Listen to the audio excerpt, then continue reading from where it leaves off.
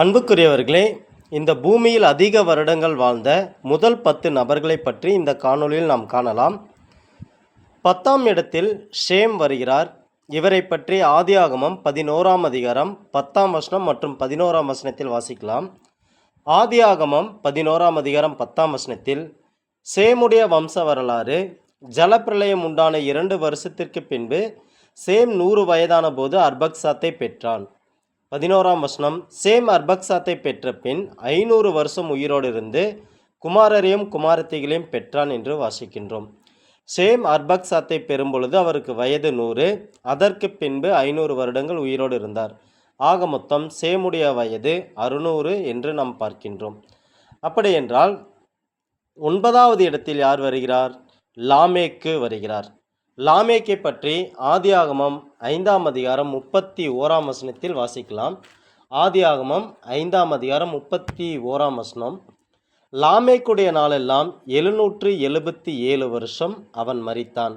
லாமேக்குடைய நாளெல்லாம் 777 வருஷம் அவன் மரித்தான் என்று வாசிக்கிறோம். 8ஆம் இடத்தில் மகலாலேயேல் வருகிறார். அவரை பற்றி ஆதியாகமம் 5ஆம் அதிகாரம் 17ஆம் வசனத்தில் வாசிக்கலாம். ஆதியாகமம் 5ஆம் அதிகாரம் 17ஆம் வசனம். மகலாலேயலுடைய நாளெல்லாம் 895 வருஷம் அவன் மரித்தான். மகலாலேயலுடைய நாளெல்லாம் 895 வருஷம் அவன் மரித்தான். 7ஆம் இடத்தில் ஏனோஸ் வருகிறார். இவரை பற்றி ஆதியாகமம் 5ஆம் அதிகாரம் 11ஆம் வசனத்தில் வாசிக்கலாம். ஆதியாகமம் 5ஆம் அதிகாரம் 11ஆம் வசனம். ஏனோசுடைய நாளெல்லாம் 905 வருஷம் அவன் மரித்தான். ஏனோசுடைய நாளெல்லாம் 905 வருஷம் அவன் மரித்தான். 6ஆம் இடத்தில் கேனான் வருகிறார். இவரை பற்றி ஆதியாகமம் 5ஆம் அதிகாரம் 14ஆம் வசனத்தில் வாசிக்கலாம். ஆதியாகமம் 5ஆம் அதிகாரம் 14ஆம் வசனம். கேனானுடைய நாளெல்லாம் 910 வருஷம் அவன் மரித்தான். கேனானுடைய நாளெல்லாம் 910 வருஷம் அவன் மரித்தான். அடுத்ததாக 5ஆம் இடத்தில் சேத் வருகிறார். இவரை பற்றி ஆதியாகமம் 5ஆம் அதிகாரம் 8ஆம் வசனத்தில் வாசிக்கலாம். ஆதியாகமம் 5ஆம் அதிகாரம் 8ஆம் வசனம். சேத்துடைய நாளெல்லாம் 912 வருஷம் அவன் மரித்தான். சேத்துடைய நாளெல்லாம் 912 வருஷம் அவன் மரித்தான். 4ஆம் இடத்தில் ஆதாம் வருகிறார். அவரை பற்றி ஆதியாகமம் 5ஆம் அதிகாரம் 5ஆம் வசனத்தில் வாசிக்கலாம். ஆதியாகமம் 5ஆம் அதிகாரம் 5ஆம் வசனம்.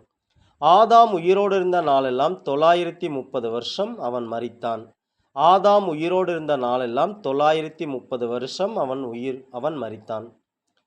3ஆவதாக நோவா வருகிறார். இவரை பற்றி ஆதியாகமம் 9ஆம் அதிகாரம் 29ஆம் வசனத்தில் வாசிக்கலாம். ஆதியாகமம் 9ஆம் அதிகாரம் 29ஆம் வசனம். நோவாவின் நாட்கள் எல்லாம் 950 வருஷம் அவன் மரித்தான். நோவாவின் நாட்கள் எல்லாம் 950 வருஷம் அவன் மரித்தான். 2ஆம் இடத்தில் யாரேத் வருகிறார். இவரை பற்றி ஆதியாகமம் 5ஆம் அதிகாரம் 20ஆம் வசனத்தில் வாசிக்கலாம். ஆதியாகமம் 5ஆம் அதிகாரம் 20ஆம் வசனம். யாரேதுடைய நாளெல்லாம் 962 வருஷம் அவன் மரித்தான். யாரேதுடைய நாளெல்லாம் 962 வருஷம் அவன் மரித்தான் என்று வாசிக்கிறோம். இந்த பூமியில் அதிக வருடங்கள் வாழ்ந்த முதல் நபர் யாரென்றால் அவர் மெத்துசாலா. இவரை பற்றி ஆதியாகமம் 5ஆம் அதிகாரம் 27ஆம் வசனத்தில் வாசிக்கலாம். ஆதியாகமம் 5ஆம் அதிகாரம் 27ஆம் வசனம்.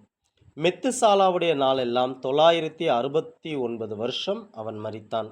மெத்துசாலாவுடைய நாளெல்லாம் 969 வருஷம் அவன் மரித்தான்.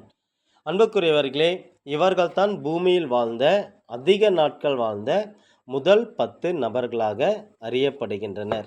இதேபோல் நாம் இந்த அதிகாரங்களை இன்னும் சற்று தீர்க்கமாக ஆராய்ந்தால், ஆதாம் உருவாக்கப்பட்டதிலிருந்து நோவா காலத்தில் வந்த ஜலப்பிரளயம் வரை எத்தனை வருடங்கள், அதாவது முதலாம் உலகம் எத்தனை வருடங்கள் இருந்தது என்று துல்லியமாக நம்மால் கணக்கிட இயலும்.